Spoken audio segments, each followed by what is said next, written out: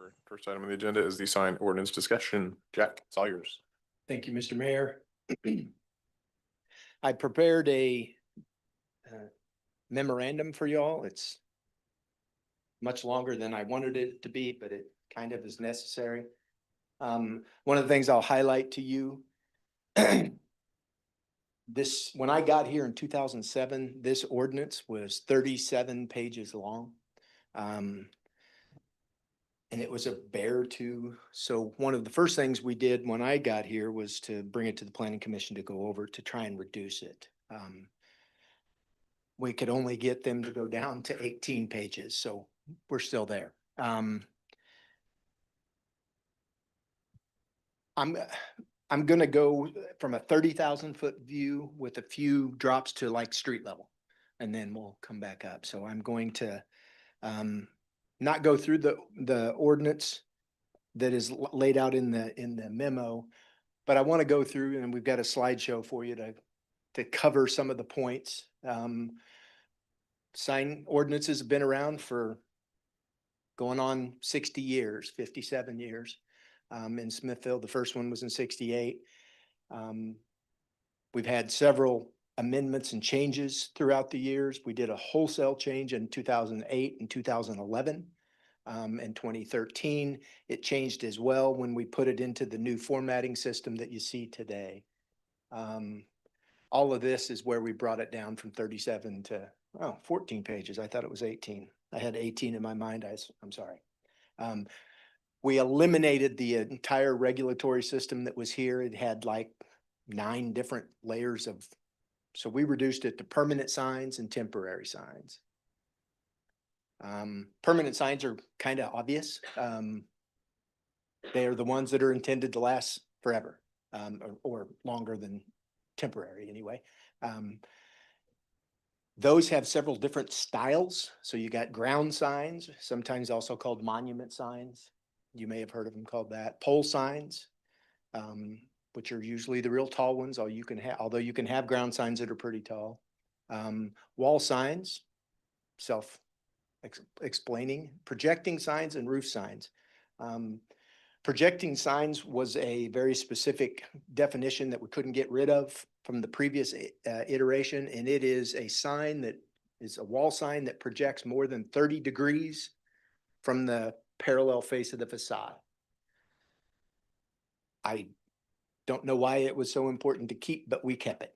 And we currently have none. So it's pretty simple to bypass it, but I wanted you to be aware why that's there. And then roof signs, which we have, I believe, 1 in town. Excuse me, if you would. There we go. So ground signs, as I mentioned, are also called monument signs. And it's got a very specific definition. And as we go through a few of these, you will see that the entire regulation really comes out of that definition. What the definition is tells you how to handle a lot of the other things. And it's a sign mounted on the ground with a structure that supports the sign and its display area at the same time that encloses it all so that it's not like a pole sign. It's mounted in the ground, and the whole thing, usually they're made out of stone or tile or something like that. Then the next is pole sign. There's an example of one. That one happens to be block underneath and then goes up. We have some pole signs that look very similar to that, but we'll get to that here in a second. We had to define pole signs very clearly because people were trying to put a pole sign up that was 25 foot tall and then wrap it with aluminum around the base so it looked like it was a ground sign, but it would be 25 foot high. So that's why the definition is specifically written the way it is, so that if it's got a pole supporting up the display area and you try to hide the pole with a bunch of extra stuff, it's still a pole sign. And pole signs were at the time, the Planning Commission and the Board of Aldermen thought to be the least desirable. That's why they're the most expensive. There's an example of one. and you can keep it on wall signs, but I will, during that process as well, one of the biggest problems, which we had to move the commission away from, was they were focused on the McDonald's 90-foot high sign. Everyone's concern is real tall and all the issues associated with it. And they were working on that, so we had to focus ourselves to get it down. That's why there's 25-foot height, et cetera. Wall signs are any that's mounted to a building facade, and it's got that less than 30 degrees from parallel from the building's facade. It's also part of that definition is not there, but it's a permanent sign definition, which is it has to be permanent. You can also have a temporary sign mounted like that on a wall. There's an example.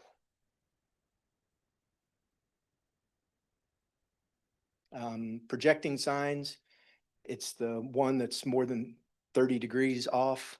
And we have a picture of one. That's kind of one. That's not the intentional of it, but those used to be called billboard signs until billboards came out. So it caused so that one, it gets put into as a projecting sign. It's more than 30 degrees from parallel. The original example would have been the old marquees on movie theaters and the like. That's kind of what they were. Roof signs mounted to the roof of a building. They can be, obviously, if the building's tall, the sign will be higher. There isn't a maximum limit other than off of the building there is.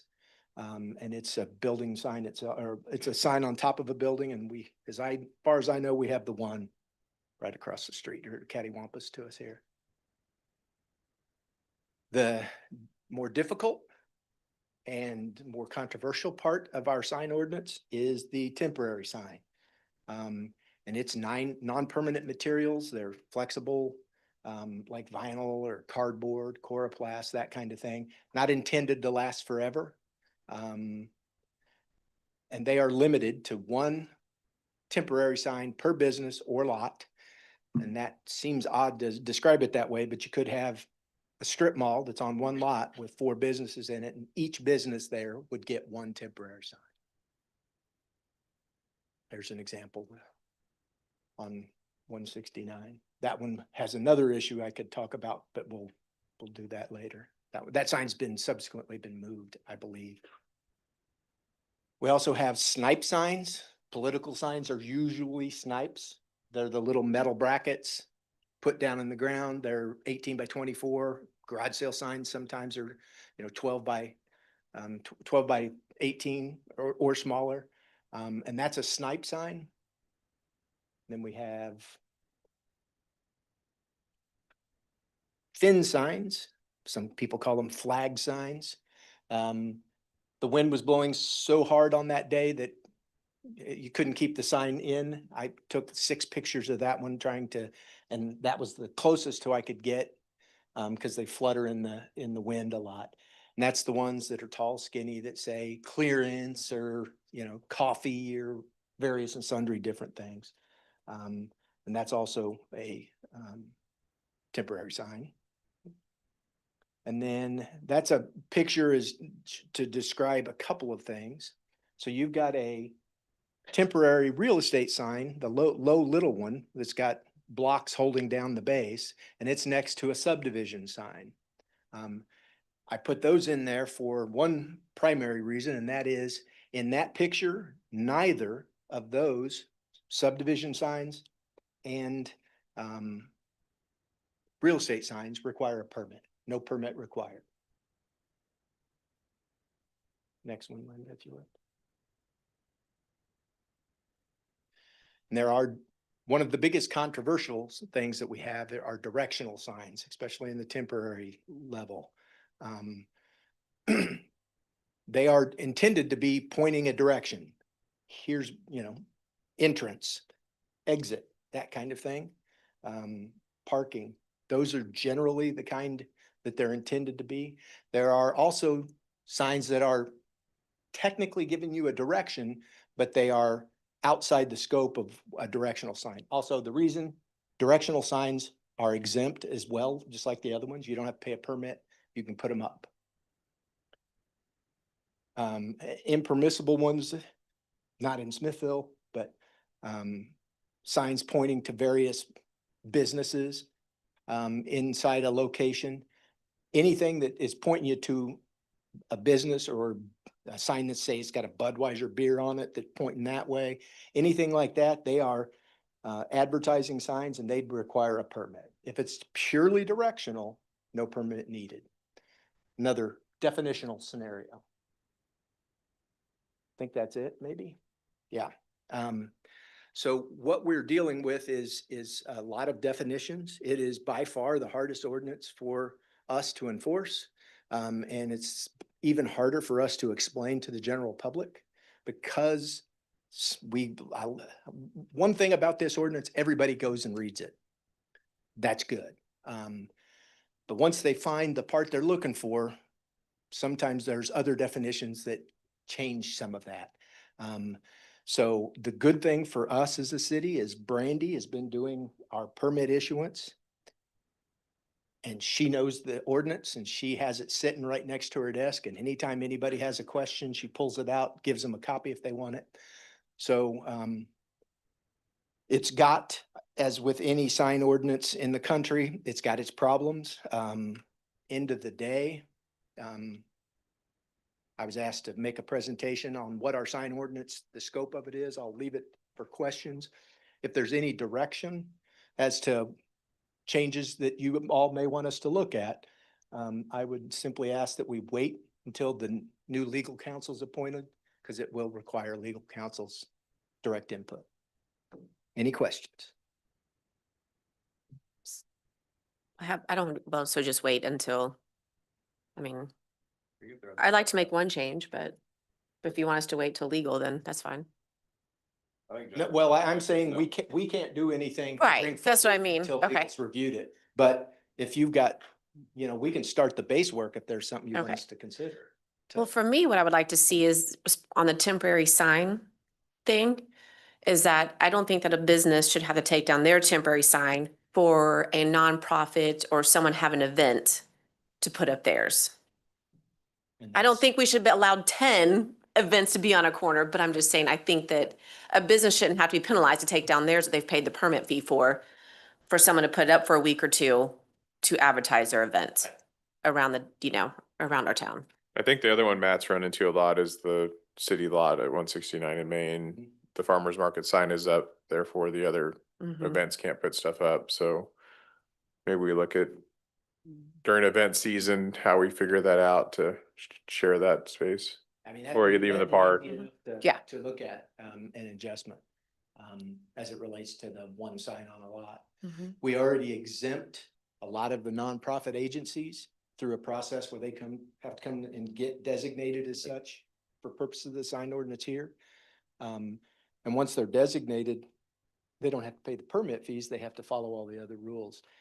That would be a perfect example of when to place this into that as well. Yeah, I think what came up last summer is when Lake Fest wanted to put up a banner and the farmer's market already had it there and they didn't want to have to take it down and it's a good, if you're at Lake Fest, it advertises farmer's market and Right. vice versa. Oh, no, I fully understand the scenario. The biggest point back in 2008, 9, 10, and 11, when we were going through all this, was we were getting hammered with snipe signs up and down the highway. Mhm. Yeah. I get There'd be that. 100. Oh yeah, you go south of town, you get in any other municipality south of town, there's 100 of them in front of Casey's, like it's. And they just, and it becomes a factor of sign fatigue, just like, Mhm. nasal fatigue. If you smell the same smell for a You long get- time, pretty soon you don't smell it. Yeah, well, I know part of the original streetscape plan was kind of an event type of signage that we haven't done because of budget and other things, but not having a rotating sign like the school district has, we need to figure out a way to get through that until then, I think. Right, and that's why those signs are specifically exempted because they're city signs. You have to lease them through a different process, so they're Yeah. not part of the sign ordinance. Anything else anybody needs to add? I know Main Street's had concerns, and does that cover it? That one's easy enough. We'll start that process. Thank you. Thanks, Jack. Right. It does look like we're gonna have a marquee soon, so they'll probably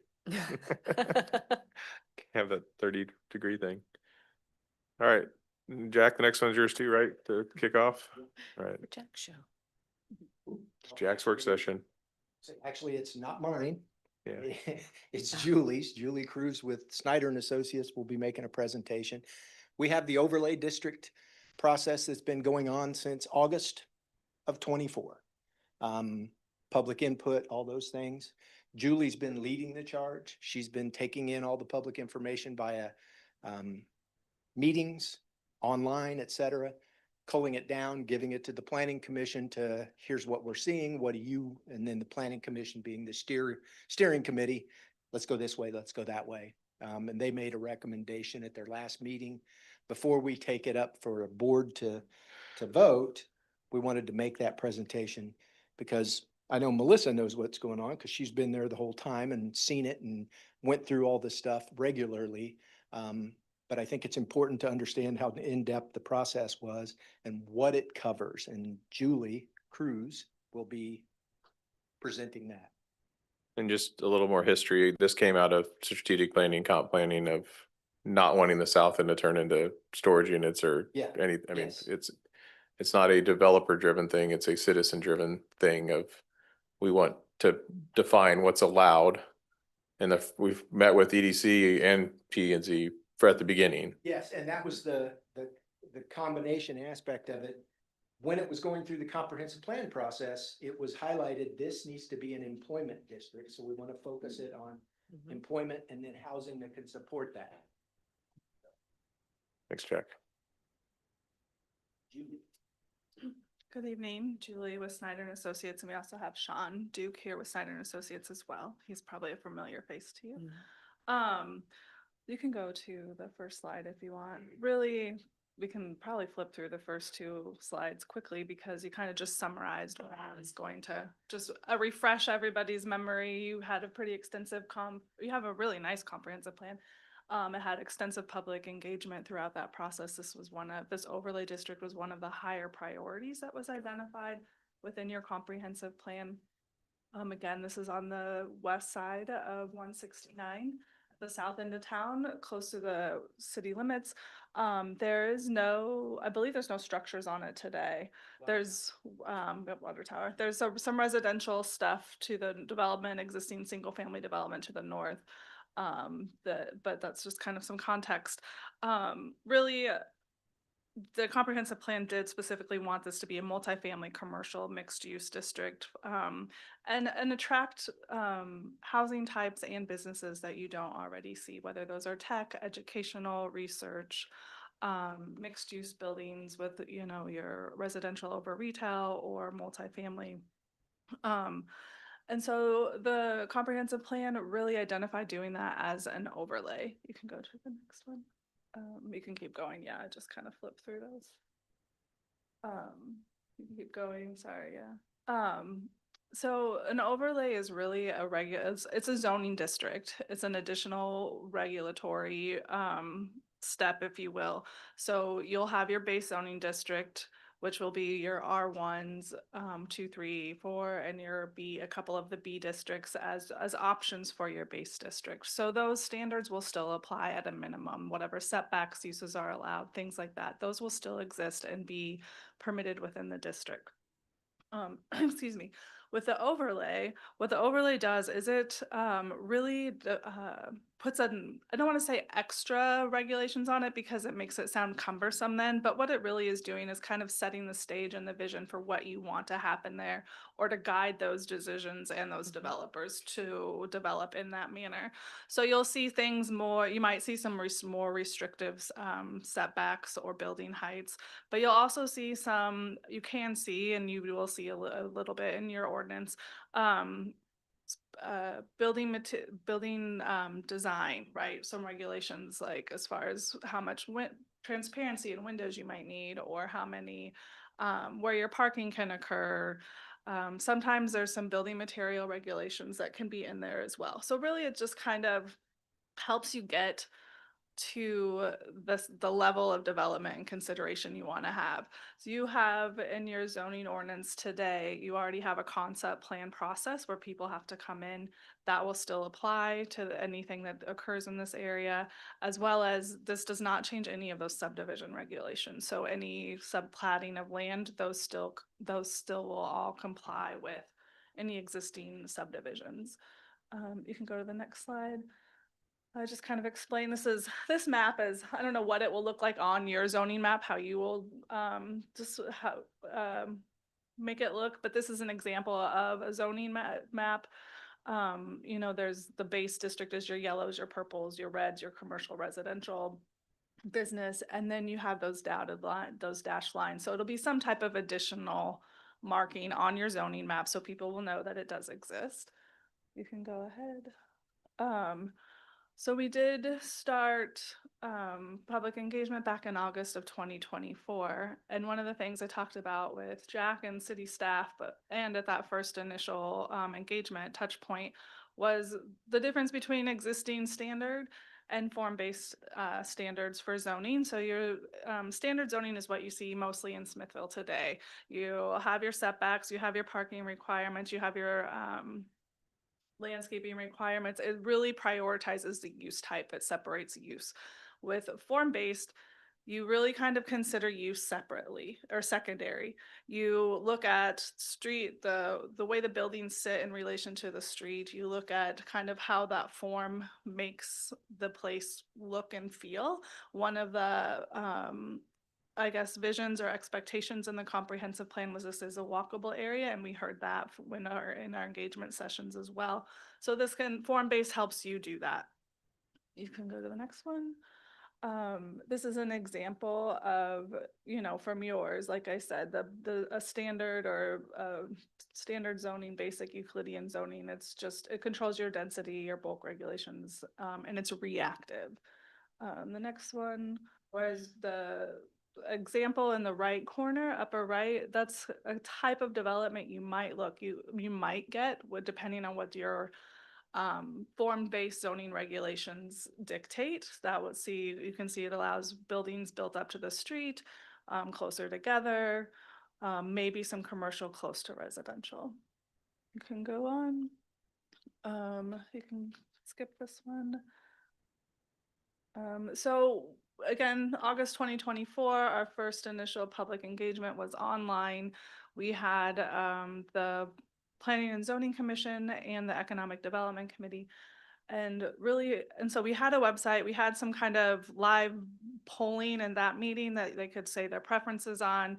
But then we also just let them sit with that for a week, 2 weeks, I believe. We left the webpage open so they could, because not everybody was there. One, so they could look through the information. Two, so they could sit, you know, process what the conversations were and come back and react. And really it was just kind of this hybrid, I think, code that was preferred. You know, we don't want to go to the extreme of, there wasn't the desire to go to the extreme of like everything has to be brick and everything has to be this height, you know, or have a porch on the corner of the building. But this kind of finds what we've written has kind of found that balance. You can go to the next one.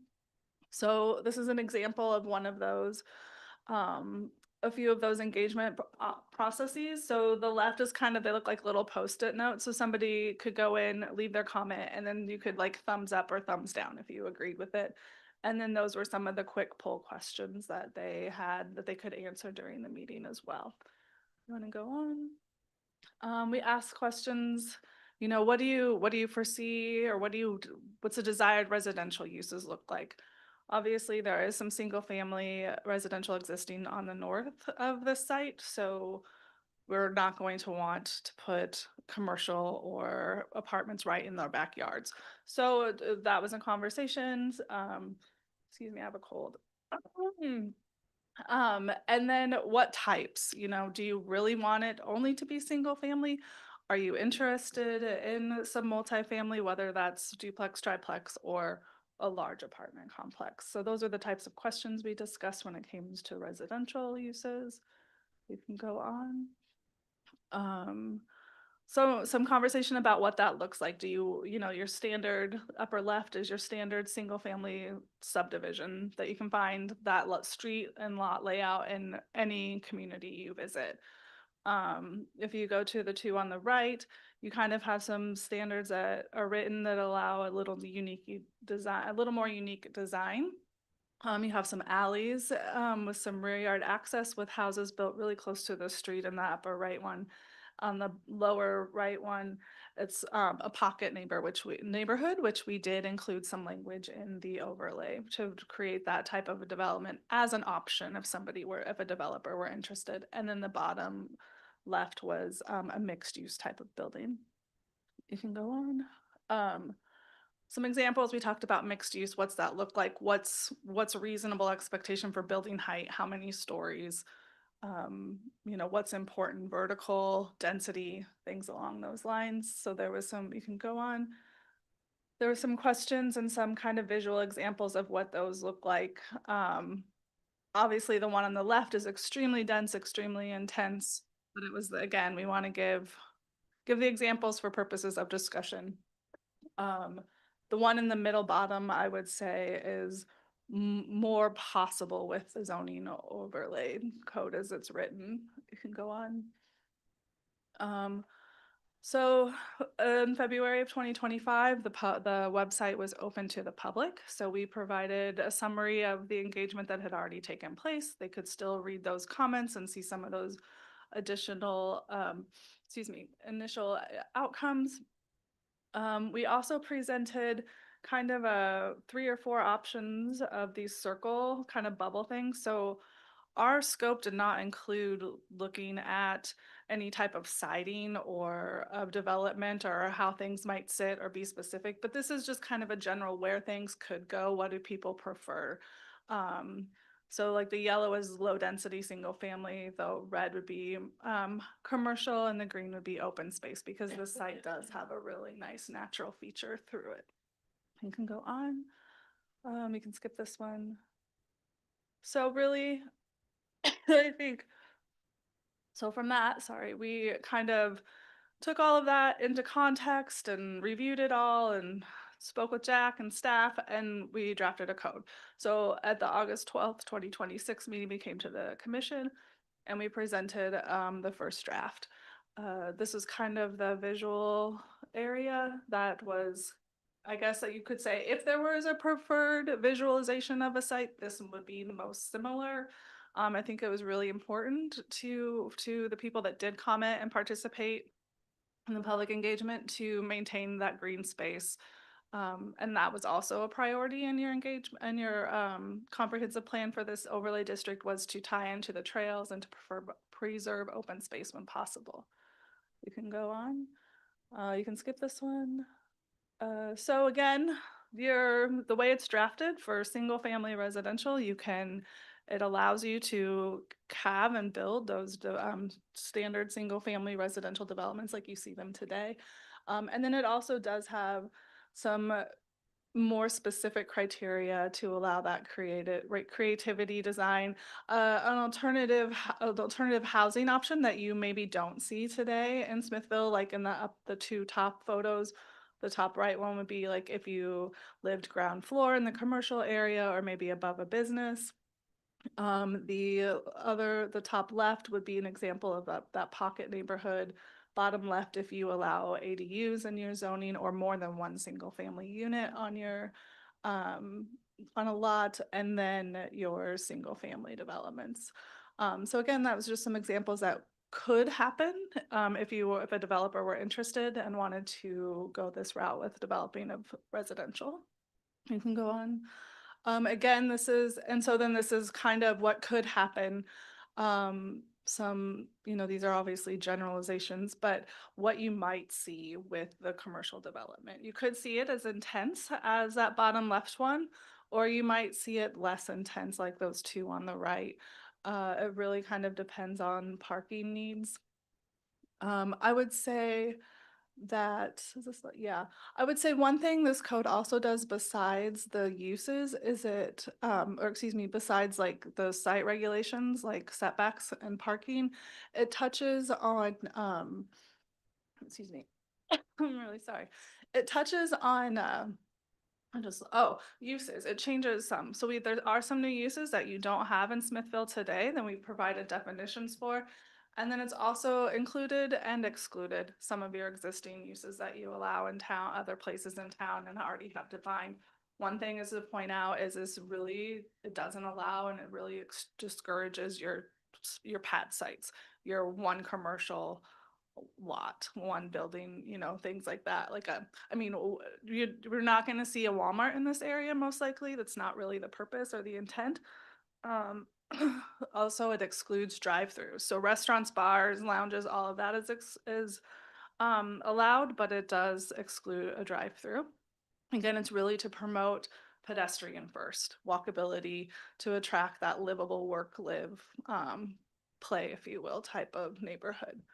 And with that, I can answer questions. I mean, there's much more to the code.